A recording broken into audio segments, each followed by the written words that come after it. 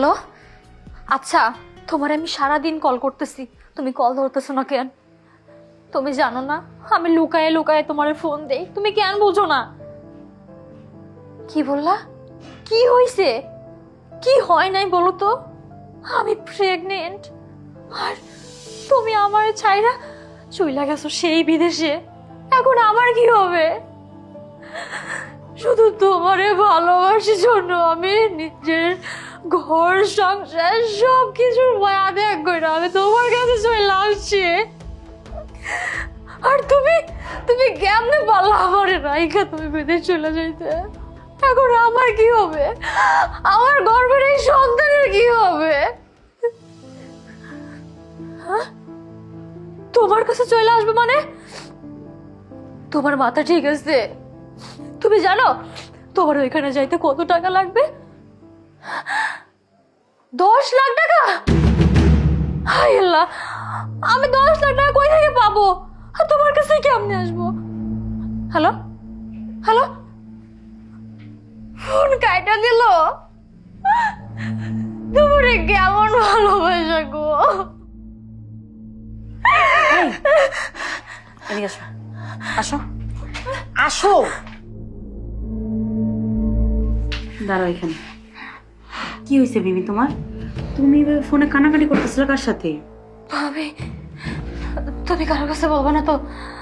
তুমি আগে আমার কথা দাও, তুমি কারোর কাছে বলবো না। আচ্ছা ঠিক আছে, আমি তোমার কথা দিতেছি, আমি কাউরে কিচ্ছু বলবো না। এবার বলো। ভাবি আমি প্রেগনেন্ট। কি? তুমি প্রেগনেন্ট মানে? তুমি না বললা তোমার স্বামী তোমারে ছেড়ে দিছে, আর এখন তুমি তোমার এই বাবার বাড়িতেই থাকো, তাহলে তুমি কেমনে প্রেগনেন্ট হইলা? আল্লাহ, তো এই কথাটা তোমার মা ভাই কেউ জানে না? ভাবি আমি একজনকে খুব ভালোবাসতাম, আমি ওরে ভালোবাসতাম জন্যই আমি ওর সংসার করতে পারি নাই। হয়তো বিয়ে দিয়েছিল, কিন্তু বিশেষ করো ওর মায়া আমার ওই জায়গায় টিকতে দেয় নাই। আর এখন এখন যখন আমি জানলাম আমি প্রেগনেন্ট, তখনও আমার ছেড়ে অনেক দূরে চলে গেছে। এখন এখন ও আমারে বলতেছে ওর ওইখানে যাওয়ার জন্য, কিন্তু ভাবি আমি কিভাবে যাব? ওর ওইখানে যাইতে গেলে আমার 10 লক্ষ টাকা লাগবে। আমি আমি এই অবস্থায় এত টাকা কই পাবো ভাবি? আমি, তুমি বিশ্বাস করো, আমি আমি আমার গর্ভের সন্তানটা মারতে পারবো না, আমি ওরে ছাড়াও বাঁচতে পারবো না। আমি যদি এখানে যেতে না পারি, আমার নিজের জীবন নিজে শেষ করে দেওয়ার ছাড়া কোনো উপায় থাকবে না ভাবে। চুপ করো, পাগলের মতো কথা বলতেছে। এই মরে যাওয়া মানে? তুমি কি এখন একা? হ্যাঁ, তোমার গর্ভে একটা সন্তান, কিন্তু এতগুলা টাকা কিভাবে ম্যানেজ করব? আমি বলি কি, তুমি একটু মা তোমার ভাইয়ের একটু বইলা দেখতা, তারা হয়তো বা মাইনাও নিতে পারতো, বিষয়টা বুঝতো।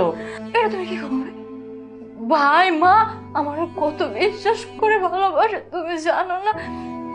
আমি ওরা ছাইড়া আইছি শুধুমাত্র এর জন্য, কিন্তু জানো আমি একটা মিথ্যা বলছিলাম, সে আমার অশান্তি দেয়, অত্যাচার করে।